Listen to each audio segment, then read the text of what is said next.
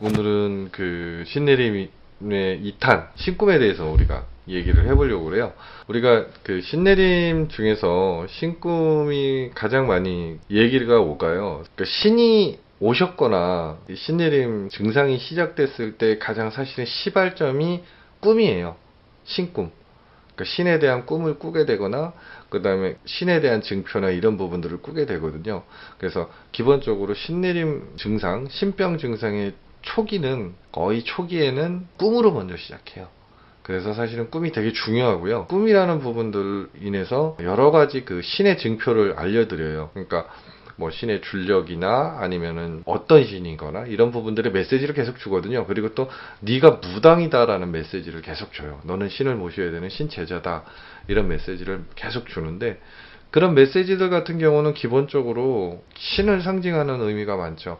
우리가 신을 상징하는 거, 그 다음에 무당을 상징하는 거, 내 현실과 내 미래, 내 과거의 그 원인들, 이런 부분들을 신이 계속 메시지를 줘요. 일반인들하고는 좀 다른 그 꿈을 꾸게 되죠. 가령 예를 들어서 산신령님이다, 이제 무당들이 말하는 산신줄력이라고 그러는데, 그 산신줄력 같은 경우는 산에 이제 연관된 꿈이 많죠. 근데 산신령님 꿈의 중에서 가장 대표적인 게 뭐겠어요? 범, 이제 호랑이죠. 뭐 백호, 황호, 뭐 이런 호랑이가 나와서 뭐 자기가 논일다든가, 아니면 호랑이가 나와서 자기를 보호한다든가, 아니면 호랑이가 나와서 뭐 자기를 등에 태우고 뭐 어떻게 뭐 한다든가, 이런 환상적인 꿈을 꾸게 되죠. 그리고 또 하나는 뭐 산삼, 그리고 이제 산에 자꾸 내가 산으로 가게 되는 그런 꿈을 꾸게 되죠. 산에 가서 어떤 할머니를 만난다든지, 산에 가서 어떤 할아버지를 만난다든지, 뭐 그런 꿈들. 그리고 산에 어떤 뭐 큰 집이나 뭐 이런 집을 들어간다든지, 산과 연관된 꿈을 계속 꾸게 돼요. 그게 이제 또 하나의 증표를 주시는 거죠. 그리고 또 예를 들어다 보면 이제 용궁줄력이라고 그러죠. 그건 이제 물, 그럼 바다, 뭐 막 그죠? 연못, 바다와 상징되는 꿈을 막 꾸게 돼요. 뭐 바다 속에서 진주를 죽는다든지, 뭐 바다 속을 들어간다든지, 아니면 뭐 바다 속에서 어떤 할머니가 나오신다든지, 그 바다와 연관된 꿈을 계속 꾸게 되거든요. 바다에 빠져 죽는 꿈은 아니고요. 또 하나는 이제 뭐 천신줄력이라고 그러는 꿈도 있죠. 용궁 꿈 꿀 때도 이제 용이 나올 수 있어요. 근데 뭐 하늘을 나는 꿈, 뭐 용을 보는 꿈, 하늘에 큰 뭐 구름 위에 엄청난 집이 있는데 그 집에 내가 들어가는 꿈, 뭐 별의별 꿈을 다 꾸게 돼요. 그 다음에 이제 무당의 증표를 상징하는 꿈들이 있어요. 무당의 증표를 상징하는 꿈은 뭐냐면 부채, 방울, 그죠? 신복, 굿 많죠. 근데 이제 꿈에 뭐 무당이 나오거나, 그죠?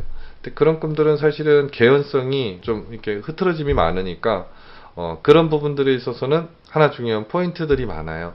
어떤 할머니가, 아니면 어떤 그 할아버지가 나한테 방울을 준다든지, 아니면 나한테 부채를 준다든지, 뭐 둘 다 부채 방울 준다든지, 아니면 뭐 구판에 들어가서 내가 신복 입고 뭐 들고 뛴다든지, 막 이런 꿈을 꾸죠. 그리고 아니면 신복을 받는다든지, 아니면 내 대신상 앞에서 뭐 점사를 본다든지, 그런 연관된 꿈을 막 꾸게 되는 거예요. 근데 그런 꿈들이 뭐 한두 번 꿔가지고 되는 게 아니라 장시간에 계속 그런 꿈들을 꾸게 돼요. 끊임없이 하루에 뭐 10대번씩 꾸게 되고, 막 그 꿈의 농도나 그 선명성은 진짜 짙죠. 그렇게 막 꾸게 되고, 그리고 자신의 과거와 현재와 미래에 대해서 어떤 그런 부분들을 잡고, 그리고 꿈에 가족들의 뭐 미래나 이런 부분들을 정확하게 이렇게 짚어낼 수 있는 그런 꿈들이 막 보여지게 되죠. 그건 이제 선몽이라고 그러기도 하는데, 이제 여기서 조심해야 될 거는 꿈만 가지고 쫓아갈 수는 없어요. 이제 그런 꿈을 시작이 되면서 그 꿈에 있어서 내 현실에서 내 변화가 오고 그런 부분들이 있거든요. 그럴 때 차라리 빨리 상담을 받아보시는 게 오히려 더 낫죠. 왜냐면 또 꿈이라는 거는 지금 좀 전에 제가 얘기했죠. 뭐 잉어가 나오거나 막 꿈에서 막 뭐 진주를 주는 거나, 이건 또 태몽하고 비슷하죠. 그죠? 그 다음에 뭐 산에서 호랑이가 나오고 막 이런 것도 태몽하고 비슷해요. 또 막 용이 나오고, 이것도 태몽도 비슷하죠. 뭐 장군님이 말 타고 달리고, 뭐 그 장군님이 막 나한테 오고, 요거는 조금 틀리지만 그것도 어떻게 보면 또 태몽도 돼요.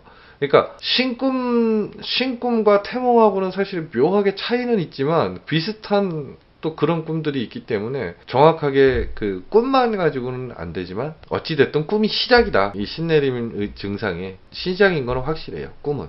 그렇기 때문에 신꿈을 꾸기 시작하는데 이 신꿈을 그냥 또 가볍게 넘기셔서는 안 돼요. 우리가 그렇잖아요. 신꿈을 꾸고 나면 이제 꿈을 꾼다고. 근데 나는 현실에서 아무 증상이 없어. 신병이라고 그러면은 막 엄청 어디 아프고 막 그럴 거라고 생각을 하잖아요. 그죠? 그러면은 나는 어디가 아프니까 이제 오는데 근데 아픈 거는 아니고 꿈만 꾼단 말이야. 그리고 또 좀 이따 꿈 안 꾸고 또 지나서 또 꿈만 꾸고 이러니까 사람들은 아니 아니겠지 아니겠지 아닐 거야라고 나를 이제 위안을 삼는데 꿈이 무서운 거는 아닐 거야라고 생각을 했을 때가 사실은 무서운 거예요. 꿈이 계속 꾸다가 몸이 아프고 이러면 차라리 증상이 발현이 돼가지고 그거를 어떻게 처리를 하려고 사람이 노력을 하는데 그게 아니라 꿈을 꾸다가 꿈이 멈추니까 나도 멈추는 거예요. 근데 사실은 진행은 되고 있는 거거든요. 그래서 결국엔 때를 놓쳐버리는 상황. 우리도 그렇잖아. 어디가 아프거나 그러면 어떤 걸 진료를 받고 이러려면은 때를 놓쳐버리니까 오히려 안 돼요. 그런 상황 때문에 때를 놓치는 경우가 많거든요. 그래서 꿈은 우리가 본다 그러면 특히 이제 이 신내림 증상에서 꿈은 진짜 중요해요. 그래서 오늘 제가 드릴 수 있는 말씀은 꿈에 대해서 제가 말씀을 드리는 거고 신꿈에 대해서.